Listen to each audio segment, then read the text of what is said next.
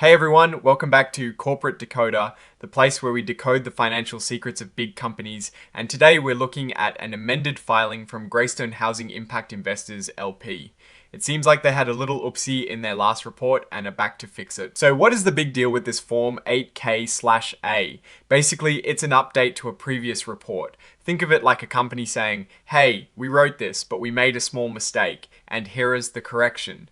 In this case, Greystone Housing Impact Investors LP, or GI as they're known, filed this amendment on the 22nd of January 2026. To fix something in a report from the 20th of January 2026, the big correction, they accidentally left out a hyperlink to something called a press release dated the 20th of January 2026. Yes, that is right. Most of this amended report is just about adding a link. Talk about attention to detail, or maybe just a tiny bit of perfectionism. But beneath that minor correction lies a more interesting piece of news. On the 14th of January 2026, a new manager was appointed to Greystone AF Manager LLC, which is a related entity. This new manager is Alfonso Costa Jr., and he will be acting as a director for Greystone Housing Impact Investors LP. Now, here is where it gets a bit nuanced because Mr. Costa has a current advisory relationship with another company linked to Greystone manager.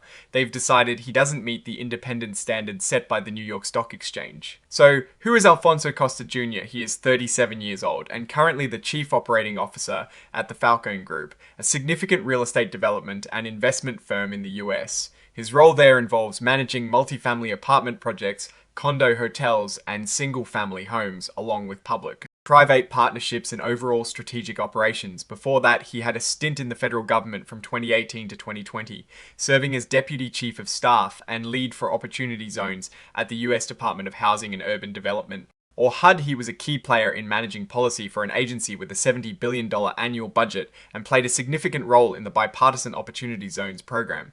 He is also on the advisory board for the Uli Terwilliger Center for Housing and a board director for the Home Builders Institute. He's got a law degree from Harvard, a master's from Oxford, and a bachelor's from Yale.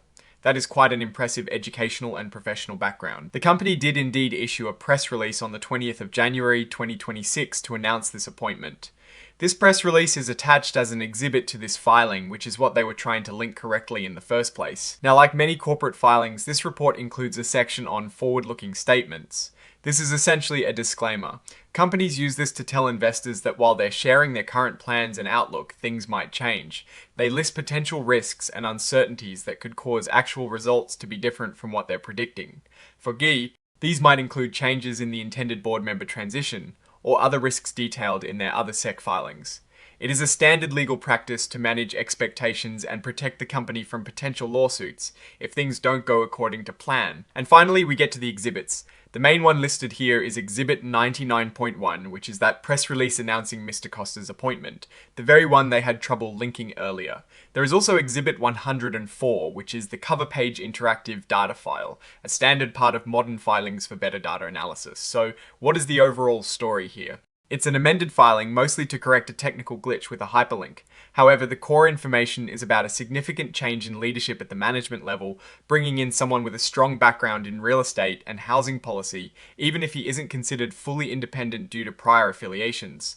This appointment suggests a potential strategic shift or reinforcement in their approach to housing impact investing.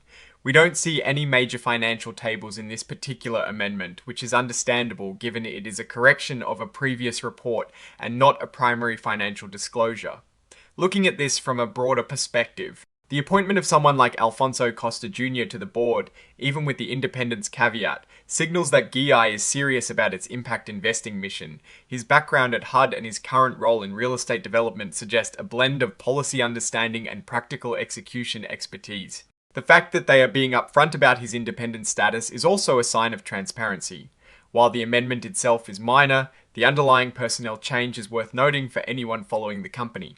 The key takeaway is the company is solidifying its leadership with experienced individuals, aiming to enhance its impact in the housing sector. And they are meticulous about correcting even the smallest reporting errors. Alright, that is our breakdown of Greystone Housing Impact Investors LP's amended filing. What is your take on this leadership change and what it means for the company's direction? Drop your thoughts in the comments below. If this analysis was helpful, hit that like button and subscribe for more corporate deep dives.